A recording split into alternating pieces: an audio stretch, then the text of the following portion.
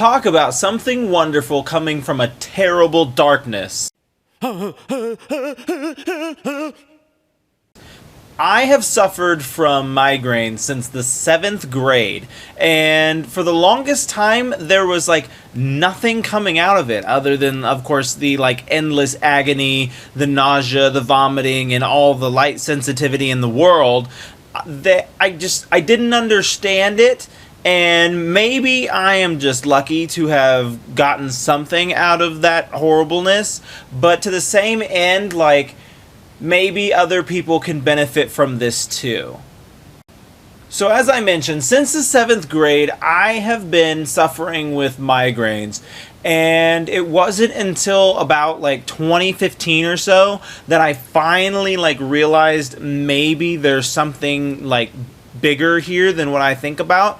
I like to call it like the curse of creativity. And I know, like, talk about something just like awful producing something great, but oftentimes that's what I have found continually happens with me.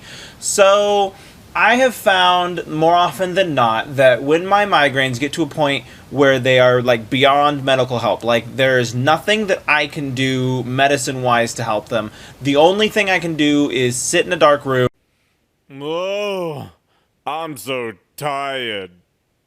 And go to bed. And you're probably wondering, like, yeah, okay, like, what does this have to do with creativity at all? I'm getting there, I promise.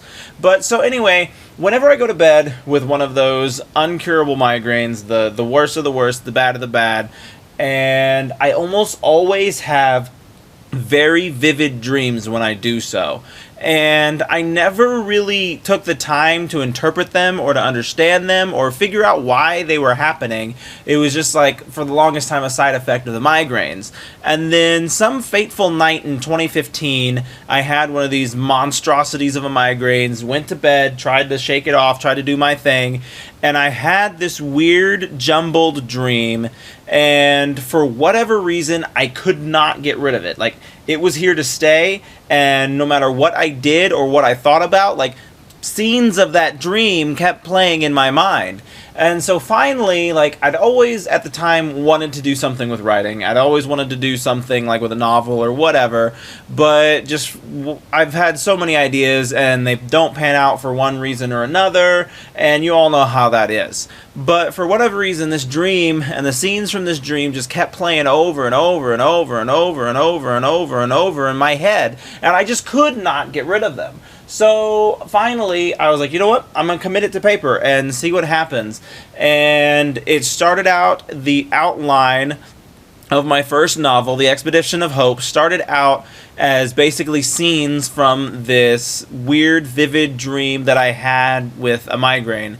And I didn't really think much of it. I was just like, whatever, you know, that's something that happens.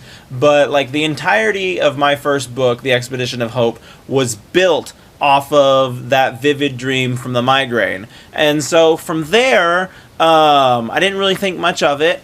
I moved on to my second novel, the first novel of the Healer saga, and that came about from like a video game that I was playing. That's where that inspiration came from. So, you know, I was just kind of carrying on, not really thinking much of like weird stuff going on. And then it was the night of Healers 1's launch. I had another one of those monstrosity migraines. I couldn't do nothing to shake it. I was working nights at the time and came like this close to calling in, but like, I'm your kind of guy. I haven't called in like 5 years at this place, so like I wasn't gonna let some migraine take me down and ruin my record and my perfect score. But at any rate, I got home that night and just went straight to bed. Oh, I'm so tired. I just flopped on my bed, straight to bed. And once again, I had this very vivid dream. And like so much so that I woke up in the middle of the night and had to start writing down these scenes because I didn't want to forget them. I didn't want to lose them.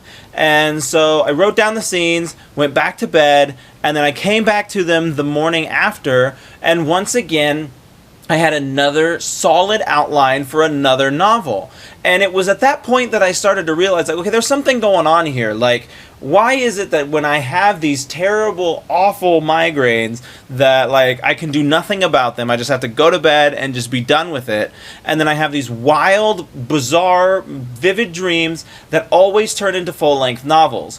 And so, like, the dream that I had with Dusty Little Wastelanders was so vivid that I was able to write that book in 9 days just based off of the small, like, outline I had built myself from that dream.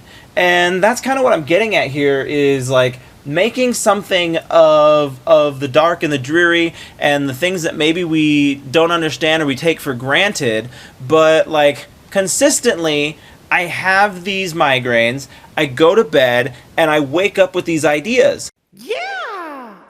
And I can't vouch for everyone, but it's just like trying to find the ruby in that super dark place that you find yourself in. And like for me, it's migraines and these weird dreams, but that doesn't have to be the same case for you. Your ruby is out there, and you gotta find it, even if you gotta drive through like piles and piles of drudgery and mud and weirdness. But just know that that's a thing that's out there, and you just gotta go out and you gotta find it. And it's different for everybody, but like hopefully this analogy at least will open your eyes as to different avenues to look for it and to find it. And so, like I said, I had the migraine the night that I had the migraine the night that Healers 1 launched. That turned into Dusty Little Wastelanders. I had the original migraine that turned into my first novel, The Expedition of Hope. And then, so just recently, I had another one. And, like, work has been crazy nutso these past couple days. I accepted, like, a promotion. And it's, like, one of those promotions, like, oh, should I have done that? I don't know. But at any rate, I'm not getting into that right now. But what I will get into is a couple nights ago, I had one of those monster migraines, couldn't do nothing about it, went straight to bed, and I had another one of those crazy, weird, vivid dreams. The unfortunate thing about this dream, though, is it didn't spawn a novel. It wound up spawning, like, a really good thing to do at work to solve that problem. And so that's, like, what I've been calling my curse of creativity, if you will. I have these awful suffrages of migraines and these terrible experiences, but I'm able to turn them into something weird and something successful and something good. And it's almost like the ideas are in my head, just like banging against my skull, trying to break out. And that's what these migraines are. And the only way that my brain can possibly hope to like sort through it all and figure it all out is to just shut down and go to bed. And that's honestly what I've decided that's what's happening when I have these migraines. That's the only kind of explanation that I can have, because it consistently keeps happening. Now, hopefully the next time I have one of these knockout, terrible experiences, I can have another great book idea and not something to solve work problems, but hey, I'll take what I can get, I guess. But yeah, so in closing, like, it comes down to what I've already said. Like, make the best of the worst. Always be looking for that ruby in the darkness, for that light at the end of the tunnel, and keep your perspective towards the positive and towards creation. Like, we will have those dark moments. We all have something that gets in our way of our creativity, but like, to an extent, don't let it. Like, it's going to interfere, sure, but do not ever let it make you stop. You have to keep going, and you have to turn it into something special. And that is my takeaway from this video. Creativity comes with a curse, but it is a wonderful thing, and the things that we're creating are wonderful as well. Do not forget that, and let that drive you forward.